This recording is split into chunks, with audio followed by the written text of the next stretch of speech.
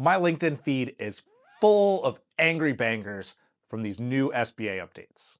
Now, these updates, the SBA program, relate not only to loans to buy a business, but loans to existing businesses for working capital or growth capital. So the SBA had two separate major procedural updates they released this week. The first is a relatively small change and relatively uncontroversial, is that they brought in a few more indexes that lenders can use to base their variable rate loans off of. So now they're allowed to use the secured overnight funding rate, or SOFR, rather than just prime. And they can also use the 5-year US Treasury and the 10-year US Treasury as their benchmark. However, one really important aspect here is that the caps on what banks are allowed to charge are still going to be based off of prime. So just because these pieces change doesn't mean that the cap is going to change. This is just something, it mostly helps the banks. You get real technical, but prime rate is strictly driven by open market committee and how they set interest rates versus SOFR and the 5 and 10-year or more market driven rates.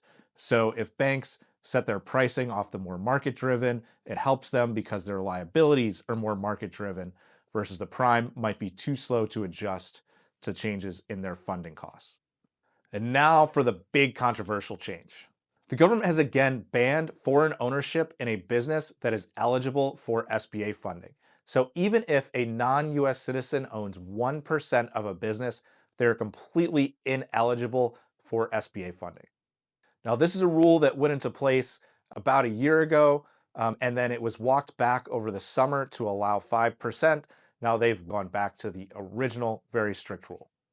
And then even crazier, they've banned legal permanent residents from the program. So these are people that are here permanently, they're here legally, they've gone through the system, they've always qualified for lending, they've always been a big piece of the economic engine of the country.